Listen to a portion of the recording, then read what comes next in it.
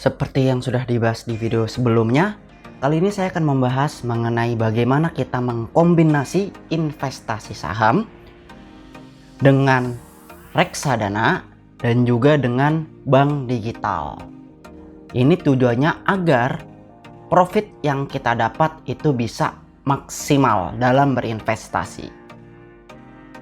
Nah, coba kita ulang sedikit ya. Di video sebelumnya tentang strategi beli saham, di sana dijelaskan ya bagaimana beli saham dan strategi versi paham saham. Bagi yang belum tonton bisa tonton dulu supaya agak mengerti pembahasan di sini. Yang intinya pada video itu kan menjelaskan bagaimana beli saham menggunakan DCA maupun lump sum. Nah, tetapi pada metode tersebut bisa dilihat ya di RDN kita. Nah, ini ada uang mengendap nih. Ada sisa-sisa dana. Ya, supaya mudah kita sebut saja ada saldo lah yang mengendap di RDN kita. Nah, bagaimana supaya saldo kita ini nggak ngendap sia-sia? Supaya saldo kita ini tetap bisa memberikan return atau bisa memberikan profit juga walaupun cuma saldo di RDN saja. Nah, seperti biasa saya mau disclaimer terlebih dahulu ya sebelum kita masuk ke pembahasan. Yang pertama, video ini ditujukan untuk para investor, terutama untuk dividen investing. Karena di pasar modal itu ya ada yang tujuannya investasi dan ada yang trading. Saya sudah pernah bahas di video ini, silahkan ditonton. Dan juga ada tipe-tipe investor saham. Nah, kalian itu tipe yang mana? Video ini mungkin akan tidak cocok bagi sebagian tipe yang ada di pasar modal, terutama bagi kalian yang short term ya, untuk yang trading atau sekedar swing. Nah, lalu yang kedua, ini hanyalah tips dan sarana edukasi saja. Jadi nggak ada paksaan supaya ngikutin, nggak ada. Dan kalau nggak cocok, nggak mau juga, tidak apa-apa. Nah, karena ini hanya edukasi, jadi harap maklum, nanti mungkin kalau saya tampilkan, itu akan banyak yang ditutup. Seperti nama reksadananya, kemudian juga profitnya dan angkanya terutama, karena saya nggak mau flexing, nggak mau diduga pom-pom sebuah manajer investasi. Jadi banyak yang ditutup. Nah, oke, kalau udah dipahami kita masuk ke pembahasan ya. Yang pertama, kita bisa gunakan reksadana untuk saldo di RDN kita. Nah, ini adalah saya coba aja contohkan di reksadana pendapatan tetap ya sebagian besar. Di sini adalah 1 bulan. Nah, itu lumayan lah ya dari saldo RDN yang saya coba masukkan ke reksadana itu dapat return. Jadi duit kita tuh nggak nganggur, kurang lebih 0,27%. Sehingga masih mendapatkan profit walaupun itu cuma saldo di RDN saja. Nah, tetapi kelemahannya adalah reksadana ini, terutama pendapatan tetap ya, pada umumnya butuh waktu untuk pencairan, jadi nggak bisa cepat. Nah, coba kalian bayangkan, misalkan saham yang kita pegang, kebetulan harganya itu sedang mengalami penurunan. Bisa karena sedang sentimen ex-date atau ada sentimen negatif lainnya lah ya. Dan saat itu turunnya cuma 1 atau 2 hari saja. Karena ada sentimen lah intinya. Nah, kalau butuh waktu untuk cairin reksadana mungkin 3 hari, 4 hari, bahkan seminggu. Ya kita kan akan kelewatan harga saat sedang murah tersebut, harga diskonnya. Nah, oleh karena itu, mengatasinya itu kita bisa menggunakan bibit reksadananya yang pencairan instan. Nah, saat ini per tanggal video ini dibuat, reksadana pencairan instan tuh hanya ada di reksadana pasar uang. Jadi kalian pilih reksadana pasar uang lalu cari yang ada logo petirnya begini ya. Nanti kalian bisa coba klik. Lalu di sini ada tuh pencairan instan dan syarat-syaratnya. Silakan dibaca sendiri. Nah, mungkin ada yang mengganjal ya kedua syarat ini, yaitu bahwa harus punya rekening pencairan Bank Jago dan khusus akun Bank Jago yang terhubung. Nah, bagaimana caranya? Caranya kalian bisa daftar di Bibit, yaitu di bibit.id bagi yang belum punya akun Bibit ya. Nah, bagi kalian yang baru mendaftar, kalian bisa gunakan kode referral Yuk Paham Saham. Sekali lagi, yuk paham saham. Agar apa? Agar kalian bisa mendapatkan cashback sebesar 25.000 untuk pembelian reksadana pertama kalian. Lumayan kan? Nah, setelah akun kalian jadi, kalian buka akun kalian dan arahkan ke sini nih. Pojok kanan bawah nih profil. Nah, nanti di sini kalian juga bisa bikin akun sekuritas pada Stockbit. Jadi dengan akun Bibit ini bisa bikin akun sekuritas Stockbit. Dan juga kalian bisa bikin rekening Bank Jago dari sini. Nah, jadi kalian juga sekalian aja buat akun Bank Jagonya. Karena prosesnya cepat kok. Paling cuma beberapa jam saja. Cepat dan mudah.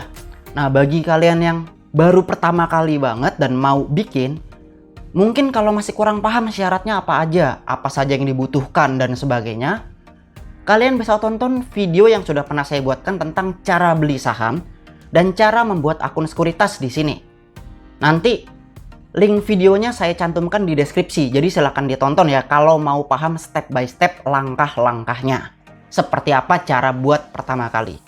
Oke, kita lanjut ke pembahasan ya. Jadi kalian nggak perlu takut, reksadana tuh butuh waktu untuk pencairan yang lama, beberapa hari bahkan sampai seminggu lebih. Karena ada pencairan instan dari Bibit. Ya, tapi ya sekali lagi, ini untuk pasar uang saja. Jadi saldo di RDN kita itu nggak nganggur aja. Kita bisa tetap dapat return dari saldo itu. Dan juga bisa ditarik dengan cepat. Untungnya ini ya.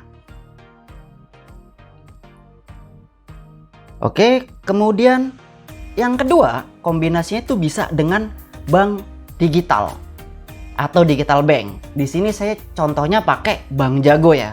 Karena ya memang biar gampang aja lah. Nah, di saat kalian sudah bikin akun Bibit dan sudah connect, Bank Jagonya sudah ada dan sudah dihubungkan dengan akun Bibit kalian, maka buka aja Bank Jagonya. Nah, di sini bisa kalian lihat. Di bagian kantong ini sebenarnya ada banyak kantong. Nah, kita fokusnya pada kantong di sekuritas ya, RDN. Nah, kalau kalian klik, kalian bisa lihat bahwa di kantong investasi ini kita bisa dapat bunga tahunan sebesar 2% dan dibayarkan setiap bulan. Nah, mungkin kalian masih agak bingung atau heran ya, kok masa sih bang bisa dicairin tiap bulan? Jadi saldo RDN yang ngendep tapi bisa tetap dapat return. Dan returnnya itu cash. Masa sih? Yang bener. Ya ini buktinya. Jadi saya nggak sekedar bicara tapi saya juga ngasih bukti ya bahwa memang beneran dapat dan langsung ditransfer ke RDN kalian, dibayar setiap tanggal 28 setiap bulannya. Nah, sebenarnya kantongnya nggak cuma ada kantong investasi saja di Bank Jago ini, ada banyak kantong. Ya kalian nanti silahkan bisa pelajari dan cek sendiri masing-masing kantong tuh kelebihan kekurangannya lalu returnnya sebesar apa. Jadi silahkan pelajari sendiri ya nanti kalau sudah bikin rekening Bank Jago. Nah, saya mau sedikit mengulas lagi dari video sebelumnya, yaitu video strategi beli saham. Di situ kan sudah dibahas hal-hal tentang saham, terutama saham itu volatil, harganya naik turun. Makanya kita alangkah baiknya menyiapkan alokasi dana atau ada dana cadangan di RDN. Tujuannya apa? Sewaktu ada penurunan harga, selama sahamnya masih baik fundamentalnya ya, jadi kita bisa beli sewaktu harganya sedang rendah dari alokasi dana yang kita punya di RDN. Nah, mungkin ada pertanyaan, lah kapan harganya rendah? Kapan kita bisa tahu? Nah, salah satu momen adalah pada saat kondisi ex-date dividen. Pada saat ini terjadi penurunan. Mari coba kita cek.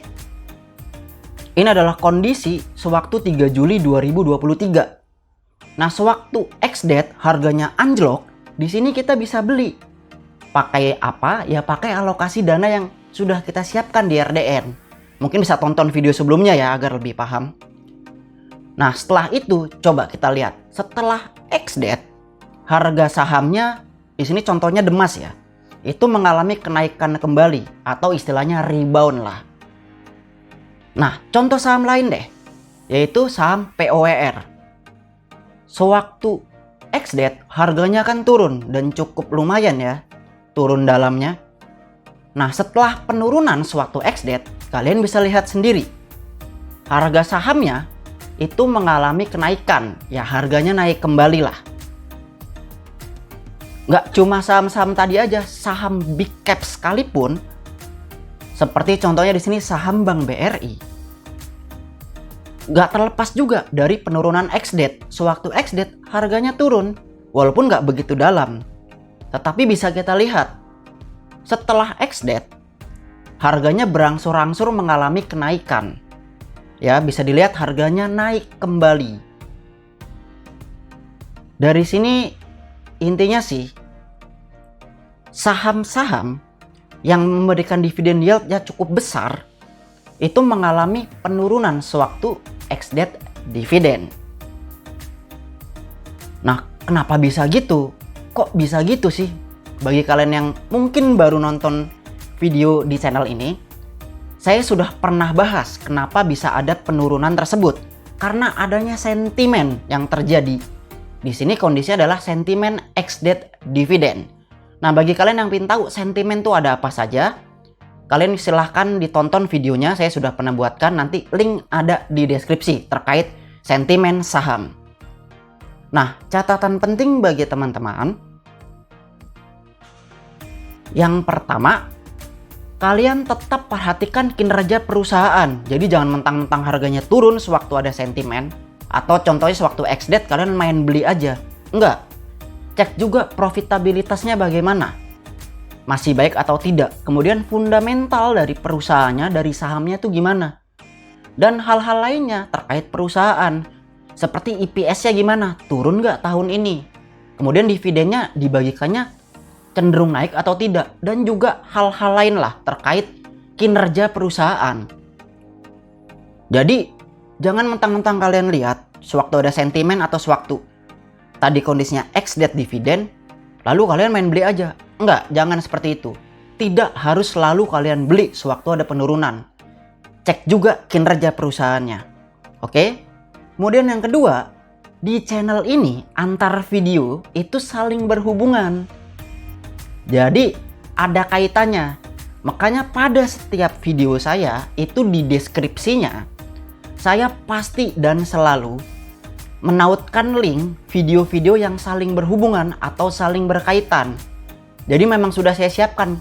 Sehingga kalau ada pertanyaan atau kebingungan, karena saham itu luas dan banyak yang bisa dibahas. Belum lagi istilah-istilah baru bagi kalian yang masih baru ya. Jadi satu video itu saya yakin nggak akan cukup untuk menjawab pertanyaan atau kebingungan. Makanya ada link-link video lain yang berkaitan dengan pembahasan. Nah, oleh karena itu, sempatkanlah waktu untuk nonton video yang lain. Supaya kalian tuh memahaminya. Kalau satu video, sekali lagi, itu nggak akan cukup untuk membuat kalian paham akan topiknya. Jadi itu ya catatan pentingnya bagi teman-teman yang sedang nonton video ini. Jadi yang pertama, tetap perhatikan kinerja perusahaannya. Meskipun kalian punya dana di RDN, nggak harus selalu sewaktu ada penurunan kalian beli. Perhatikan kinerja atau fundamental perusahaannya. Lalu yang kedua, di channel ini antar video itu saling berhubungan. Jadi kalau ada kebingungan di video ini, kalian bisa cek video-video lain yang ada kaitannya dengan video ini. Oke, kita lanjut lagi ke pembahasan ya. Nah, sehingga saldo yang ada di RDN kita, yaitu bisa kita maksimalkan. Jadi nggak cuma ngendep aja, tapi saldo di RDN kita masih bisa memberikan return ke kita. Nah, yang pertama tadi saya ulang kembali, kita bisa taruh di reksadana pasar uang yang pencairannya itu instan. Jadi kita bisa langsung cairkan dan langsung nambah muatan saham sewaktu ada penurunan harga. Lalu yang kedua, gunakan bank digital. Di sini saya contohnya pakai Bank Jago karena saya juga ada pengalamannya di Bank Jago. Nah, di sini kita fokusnya adalah ke kantong RDN kita di Stockbit Sekuritas. kantong-kantong lainnya kalian silahkan pelajari sendiri ya. Karena saya bukan admin atau bukan orang Bang Jago, jadi saya juga kurang paham. Dan juga setiap orang berbeda-beda. Mungkin kalian suka pakai bank digital, jadi ya silahkan maksimalkan. Nah, kalau kita hitung secara lebih detail ya, di kantong investasi dapatnya kan bunga tahunan 2%. Maka kurang lebih adalah 0,17% per bulannya. Lalu untuk reksadana pasar uang, itu 1 tahun returnnya adalah 3,38%. Atau kurang lebih 0,28% per bulannya. Kan kalian kepikiran, dikit amat ya bang dapatnya. Ya memang sedikit. Nah tapi meskipun sedikit, kalian perlu pahami bahwa dengan metode ini uang kita itu terus bertumbuh. Jadi nggak ngendep begitu aja. Dan jangan lupa, pada prinsipnya uang di RDN tadi itu kan hanyalah saldo sebenarnya. Dimana kalau kalian lihat pada sekuritas lain, pada umumnya saldo di RDN kita itu hanya ngendep saja, nggak bisa ngasih return. Pada umumnya ya, pada sekuritas lain. Sedangkan di sini bisa ngasih return, jadi tetap memberikan profit dan keuntungan bagi kita. Ya kan enak ya, kalau seperti itu. Apalagi untuk bank digital, itu bisa dilihat kita dapatnya itu kan bentuknya itu bukan capital gain, bukan floating profit, tapi cash yang langsung dikasih ke RDN kita. Dan cash ini dibayarkan setiap tanggal 28 setiap bulannya. Nah perhitungannya itu dari beberapa waktu ini saya alami ya, itu dari rata-rata saldo kita di bulan tersebut. Hitungan detailnya ya maaf saya kurang tahu, karena sekali lagi saya bukan staffnya Bang Jago. Tapi kurang lebih seperti itu, diambil dari rata-rata saldo setiap bulannya. Nah bagi kalian yang ingin dapat return lebih besar, sebenarnya di kantong utama itu kita bisa dapat return 3,75% per tahunnya. Sehingga kalau hitungan per bulannya itu adalah 0,31% per bulan. Ya ini lumayan banget sih. Jadi kalau kalian mau return yang lebih besar, itu mungkin bisa di kantong yang ini, kantong utama. Tetapi sekali lagi sesuaikan dengan kondisi kalian dan profil masing-masing. Jadi kalau kalian memang sering menggunakan bank digital, sering transaksi, lebih baik kantong utama. Cuma kalau fokusnya mau ke RDN aja, ya gunakan RDN kantong untuk rekening dana nasabah kalian. Nah oke. Jadi kurang lebih seperti itu ya pembahasan di video ini. Bagaimana kita mengkombinasikan investasi saham kita dengan reksadana dan juga dengan bank digital agar profit yang kita dapat itu bisa maksimal. Jadi dana di RDN kita itu nggak ngendep, nggak nganggur begitu aja. Tetapi dana dan saldo di RDN kita itu masih tetap bisa memberikan return, bisa memberikan profit bagi kita. Oke, kurang lebih begitu ya. Bagi kalian yang belum nonton video sebelumnya terkait strategi beli saham, kalian bisa lihat videonya di sini. Dan bagi yang pengen tahu apa itu dividen investing, kalian bisa lihat videonya di sini. Serta video-video lain yang ada di channel ini. Agar apa? Agar kita paham saham.